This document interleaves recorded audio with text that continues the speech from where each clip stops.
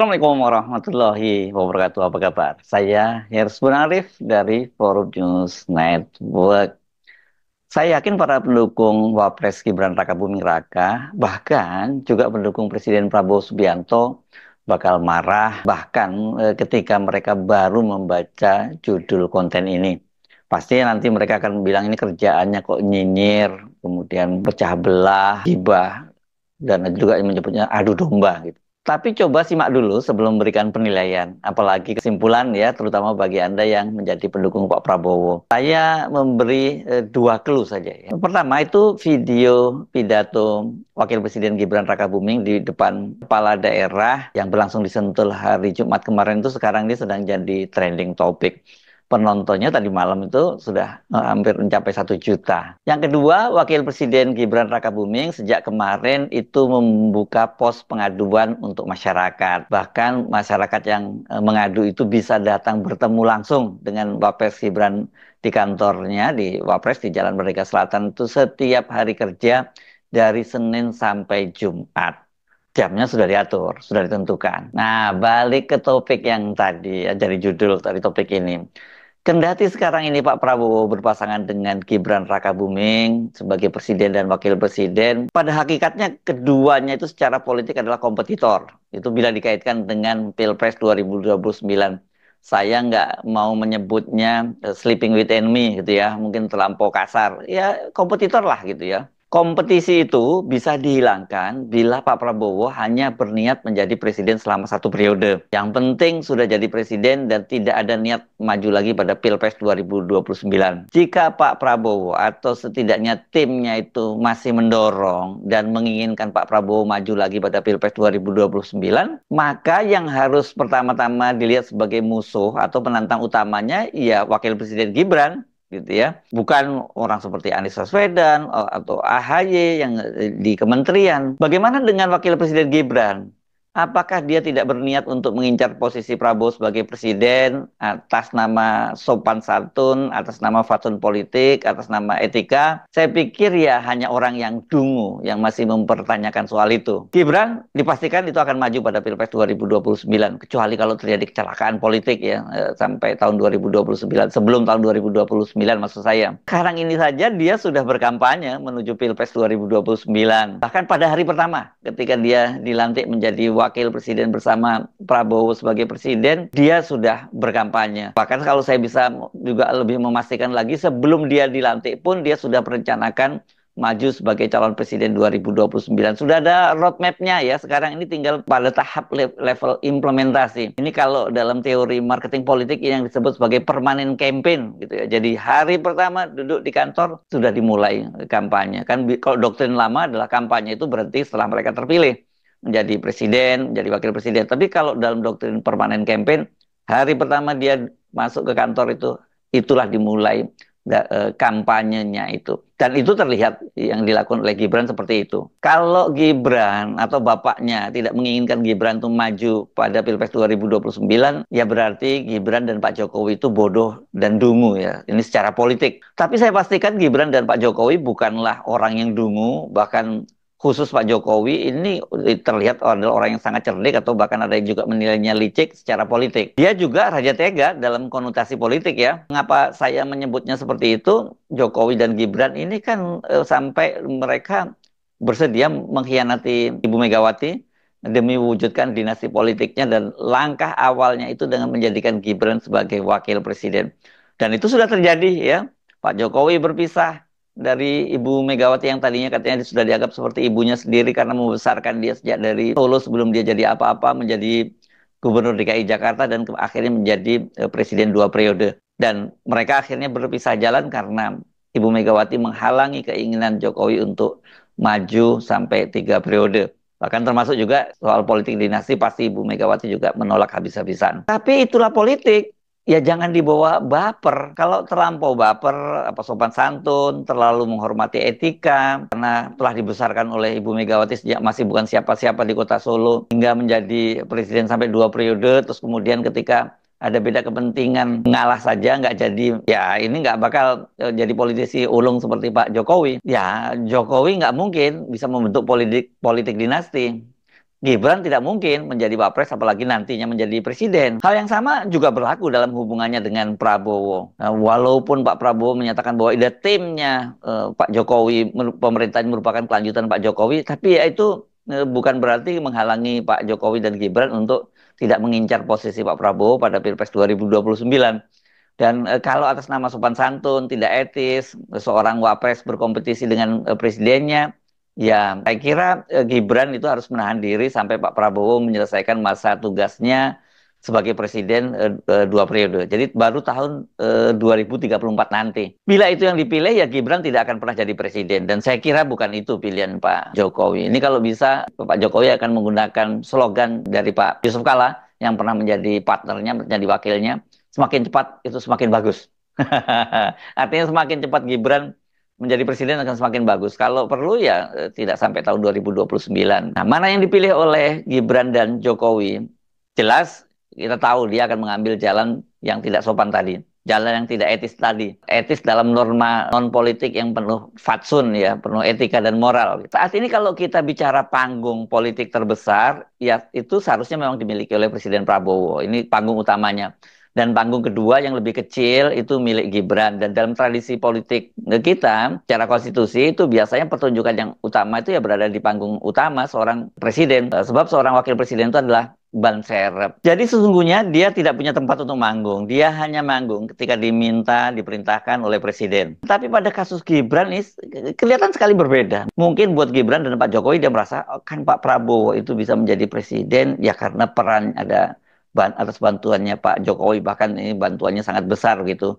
Mungkin kalau Pak Prabowo kemarin tidak menggandeng Gibran tidak akan pernah jadi presiden. Saya kira mereka pasti berpikir semacam itu. Karena itulah kemudian Gibran ini tampaknya dia tidak sungkan-sungkan untuk memanfaatkan panggungnya, bahkan lebih besar dari panggungnya itu sendiri. Makanya orang seperti Said Didu yang ini sangat aktif di media sosial pada hari pertama Prabowo Gibran dilantik, dia sudah memberikan semacam warning bahwa Gibran yang dia sebut sebagai Fufu Fafa itu telah menyalip presiden ini dari sisi aktivitasnya.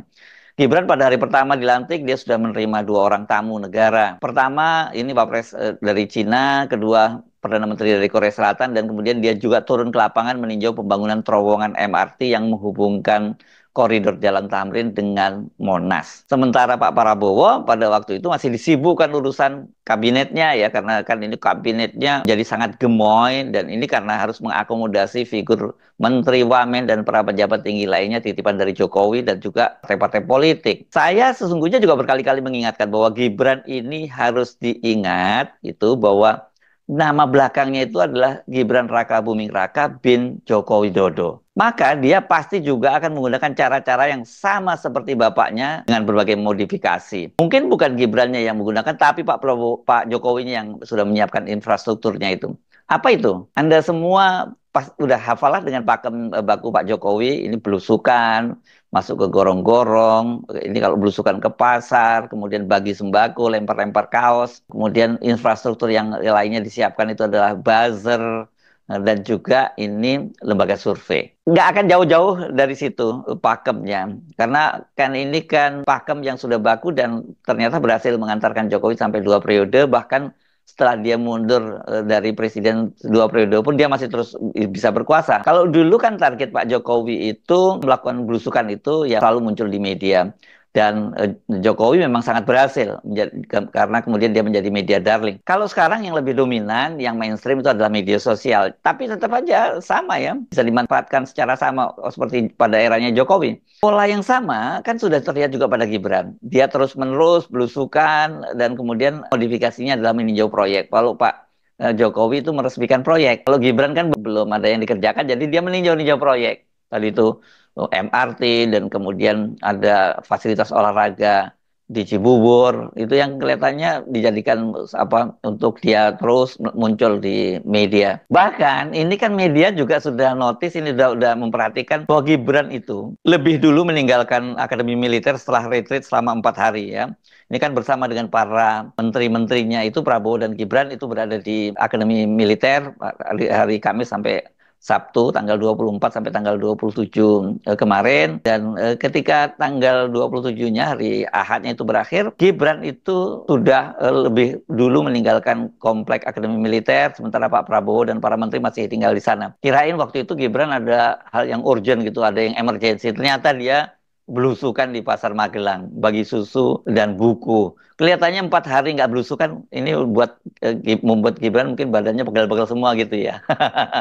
Banyak yang sinis bahwa bisanya Gibran ya hanya seperti itu, belusukan. Bahkan ada teman yang nyebutnya pokoknya kerjanya nanti gunting pita, melepas layang-layang, melepas merpati dan sebagainya. Tapi saya mengingatkan, jangan salah ya. Ini keputusan Gibran untuk melakukan pola yang sama dengan apa yang dilakukan oleh Joko Widodo itu, yakni aktivitas receh itu jangan hanya dikaitkan dengan keterbatasan kemampuan Gibran. Karena ini kan banyak anggap akan Gibran nggak bisa apa-apa, bisanya juga belusukan gitu ya. Tapi sesungguhnya ini juga dikaitkan dengan pemahaman peta demografi dari rakyat Indonesia yang selama ini secara cerdik dimanfaatkan oleh Pak Jokowi.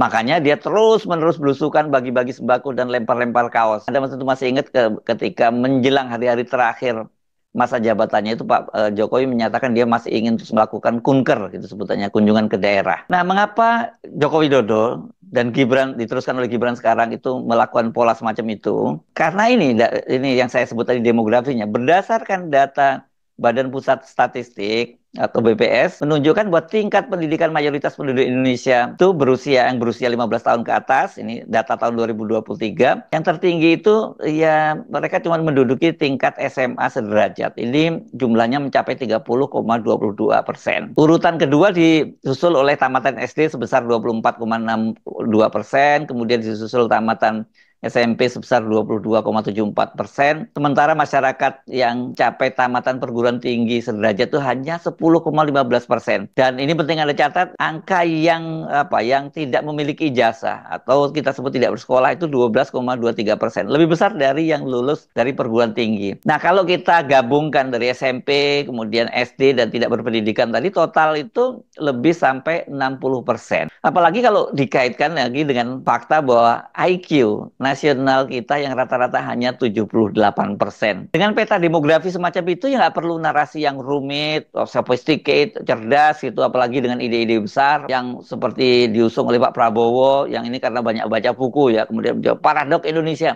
Nggak paham tuh mereka-mereka ini kalau diajak ngomong soal itu. Kegiatan yang receh yang dilakukan oleh Jokowi dan sekarang dilanjutkan oleh Gibran, itu yang cocok dengan demografi bangsa ini. Jokowi dan Gibran nggak pernah baca buku juga. Karena itu ya kompatibel dengan mereka-mereka tadi itu gitu. Karenanya jangan kaget nantinya kalau Gibran terus belusukan, bagi buku, bagi susu, dan ditambah meninjau makan siang gratis, uji cobanya, dan tetap juga di situ sambil bagi buku dan bagi susu. Sementara Pak Prabowo terus berkeliling dunia, menemui para kepala negara, hadir dalam forum-forum dunia berupa KTT atau forum di PBB, maka jangan kaget kalau popularitas Gibran itu pada akhirnya juga elektabilitasnya itu akan lebih tinggi dari Pak Prabowo.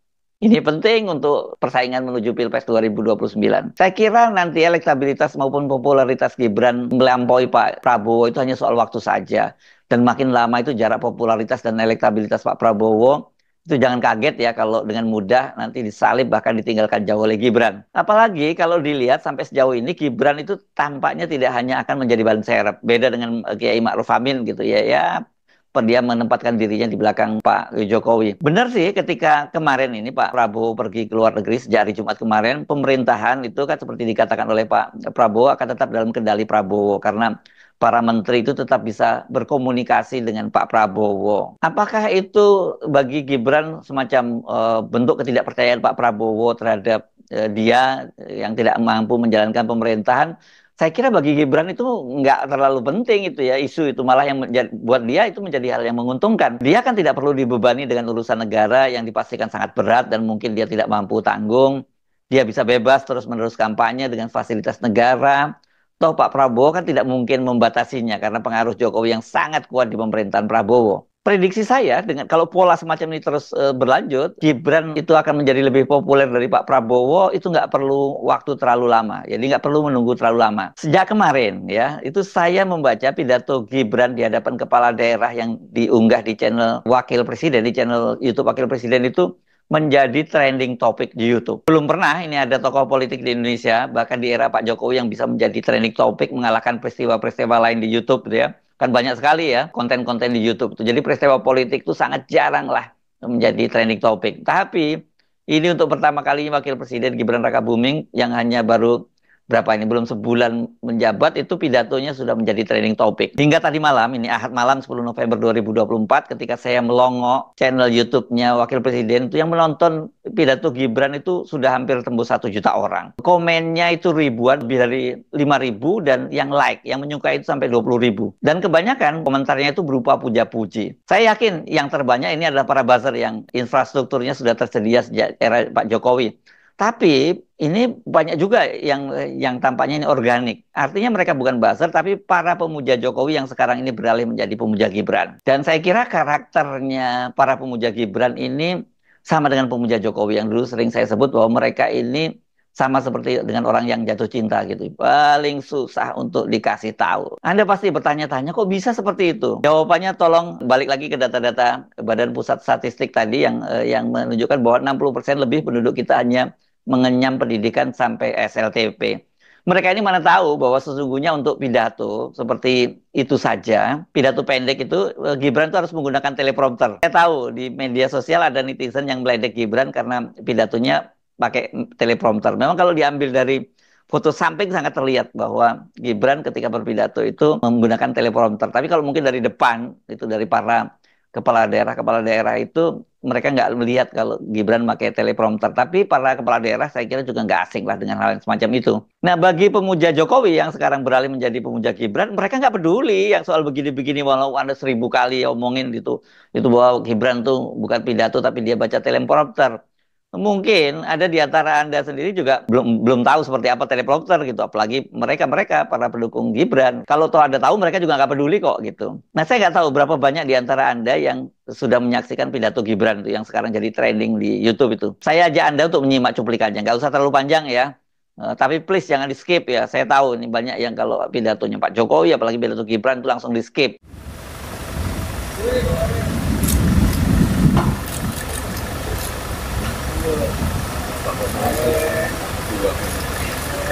Ayo. Sampai tadi pagi-pagi ada satu panel lagi. Mohon dengan sangat kiranya kemudian bisa membantu dengan teman-teman duduknya agar kami ucapkan selamat datang kepada Wakil Presiden Republik Indonesia Bapak Gibran Rakabuming. Kita berikan aplaus Bapak Ibu sekalian.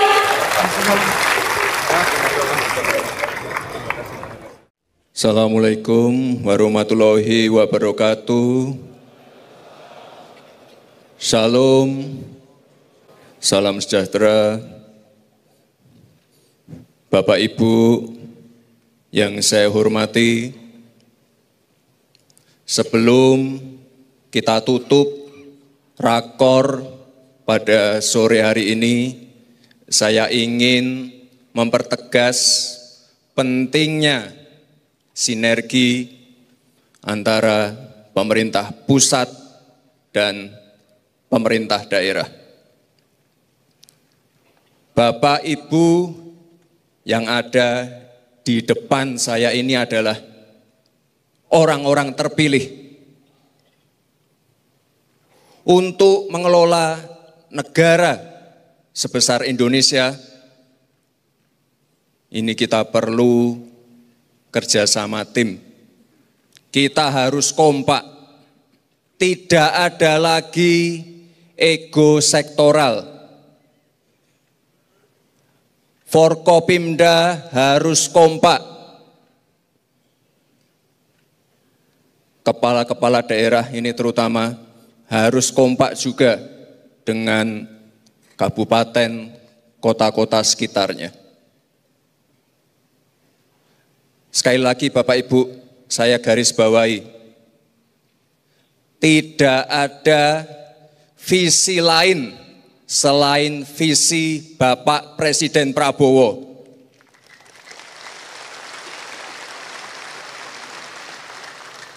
Tidak ada program lain selain program Bapak Presiden Prabowo.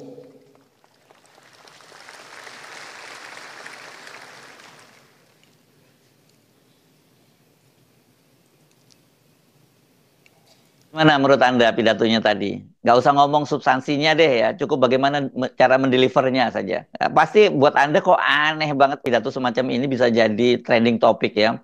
Hampir 1 juta viewer, itu tadi malam loh ya. Barangkali pagi ini sudah tembus 1 juta. Saya menduga ini bisa membaginya itu. Tidak semua penonton itu buzzer, tidak semua penonton itu pendukung dari Gibran. Tapi ada juga penonton yang netral yang hanya pengen tahu. Tapi ada penonton yang pengen nonton, pengen cari kesalahan Gibran sehingga bisa dibully gitu ya.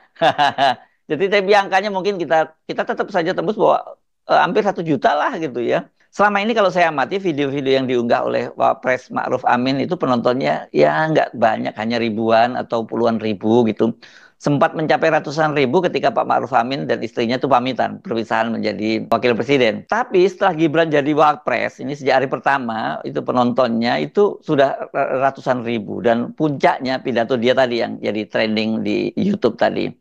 Anda pasti bilang, ah itu kan kerjaan buzzer atau mesin yang bekerja. Saya pastikan, ya memang itu terjadi gitu ya. Tapi bahwa banyak orang Indonesia yang memuja Jokowi dan Gibran karena memang mereka kompatibel dengan peta demografis rakyat kita, saya kira itu yang jawaban yang paling tepat. Makanya saya beberapa kali juga menyatakan bahwa dulu mereka yang membuat tagline-nya kampanyenya Jokowi itu jago.